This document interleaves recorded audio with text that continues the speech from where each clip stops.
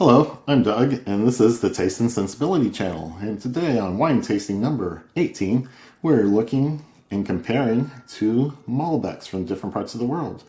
So I've been focusing on the wines of Argentina, Spain, and Australia. So Malbec is a pretty famous export from Argentina.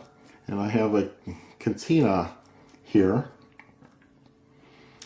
that is a little different than their normal one. And it's called Appellation La Consulta. So it might be a little more specialized area where the grapes come from, as opposed to a wider region where the house normally takes makes Malbec from many vineyards. Over here I have a Malbec from Cahors in France. So that's an appellation that I couldn't quite find on my map. It is not in any of the normal wine regions that I see, but it is known for Malbec. And I bought this bottle just to try out a French Malbec, and it was about $65, $70, while this one was more like $30.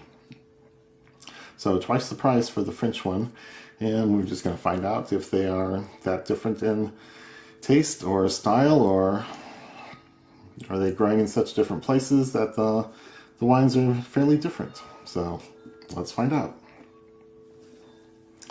And before I start tasting, I want to get you to like this video, leave comments and questions down below, share it with friends, subscribe to the channel, and click on that bell to get notified when the new videos come out. So I am remembering more and more now to start with color.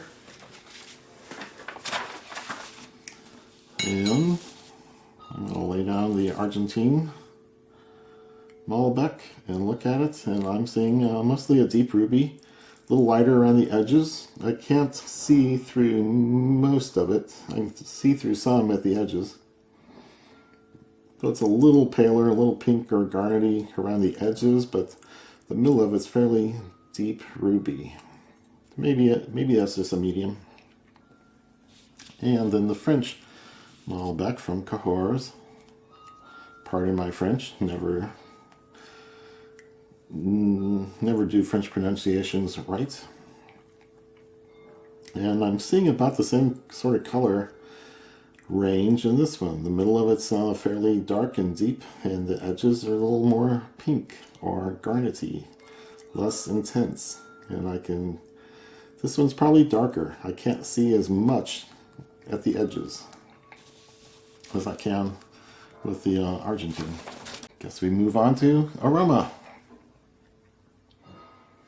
So this is a 2019 vintage, High Mountain Vines, it says. So that appellation, oh yeah, all sorts of stains all over this label, and they're showing kind of a map of their higher elevation vineyards on the front here.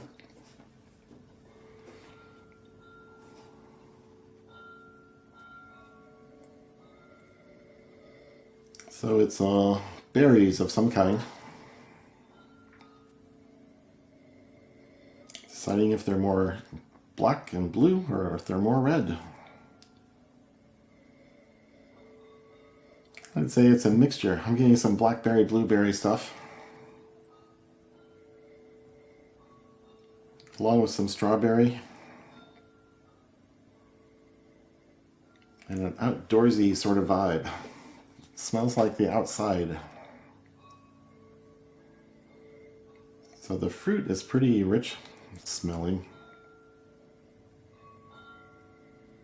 And then maybe a few herbal notes or baking spice type things. They're fainting in the background and I can't pick them apart. But it's a pretty interesting nose.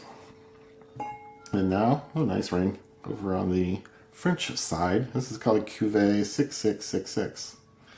Talking about how they made it. It's a cuvée or a blend of several different vineyards, I'm sure, they said, with that name. And this is a 2018 vintage Malbec de Cahors, Georges Vigoureux.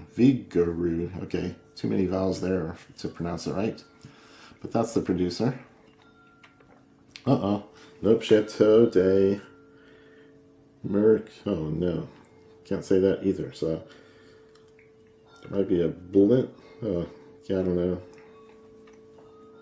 14% ABV here, and this is 13.5% ABV. So a little more alcohol on the French one. Let's check the nose.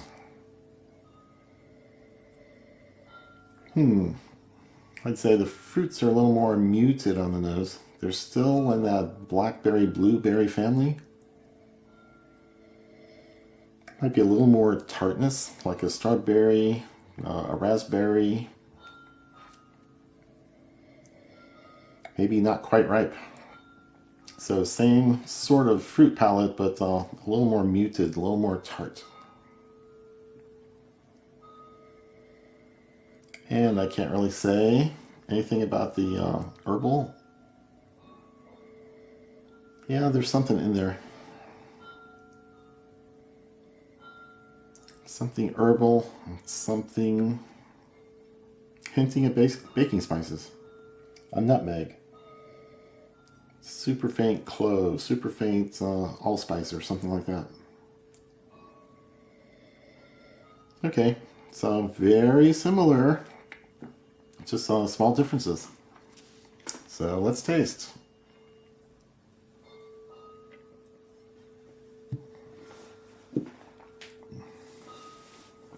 Oh wow, good amount of tannins going in from the mid palate, and kind of a spiciness. It was started out way up front, way early, a spiciness to it. It's not like pepper, it's not like even white pepper, but something's a little zingy. Yeah, it's not from tartness, it's kind of a spicy thing.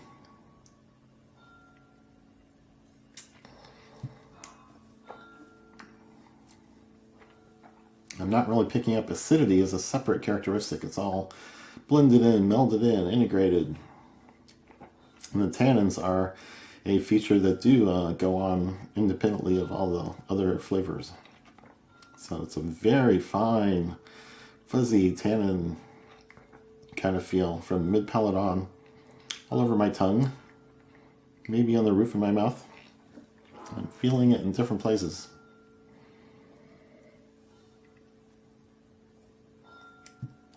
And I can still smell how fresh the fruits are there.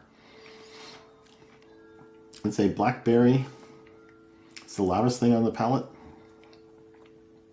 Oh, I'd say blueberry. It's in there. And then more quiet red things. Could be strawberry.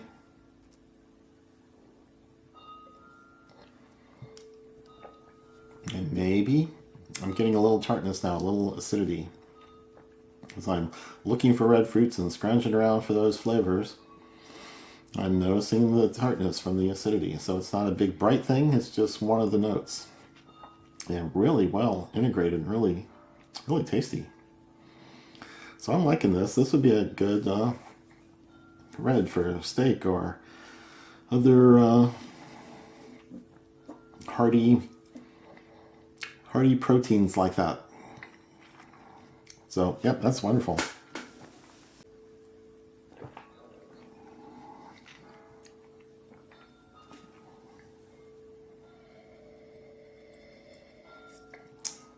It strikes me as a little bit older, more aged, more beat up leather, beat up wood.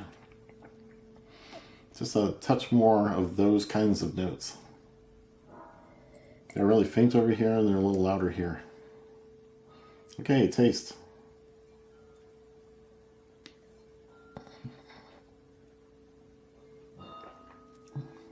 Oh, wow. Wow. Nice combination. The flavors of the dark fruits are muted also compared to these over here. These are nice and fresh and will pop out a little more. Like the difference between a French cab and a Californian cab. These are a little more muted, a little more quiet, a little more integrated and blended in. And tannins on the back. Tannins are definitely there, and I'm not picking up the acidity yet as a separate thing.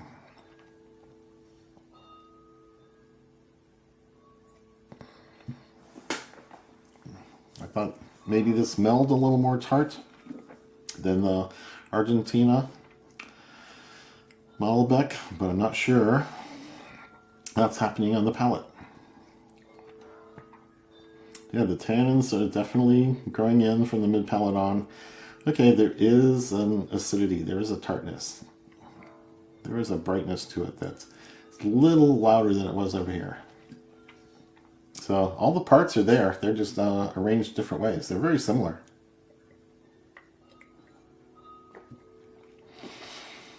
Someday I might be able to identify grapes by the taste and the aroma and the color.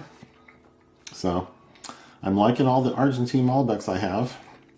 And I did pick up a French Malbec from the Wine Folly Club. And I tasted it and I like that too. And I think it's got a slight difference between the boldness of the fruit. In the New World wines, like Argentina, and then it's a little more quiet, muted, maybe older things, maybe leather, wood, tobacco type notes on the French side are more prominent, or what you end up with when the fruit's a little more muted. So I'm liking both of these. They're good, and for $30 versus $65, $70, I'll probably go with this one and try a French one every once in a while when you see an interesting label.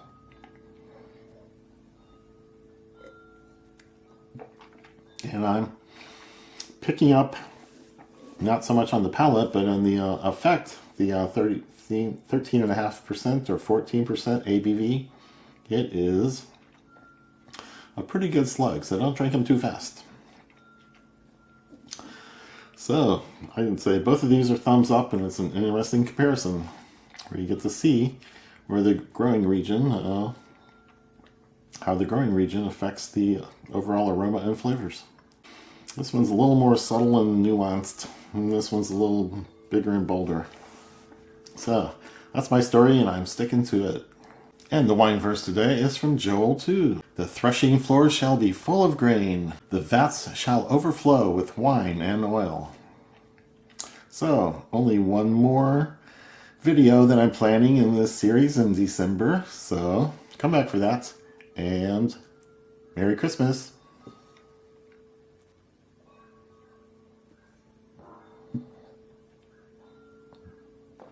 Yes.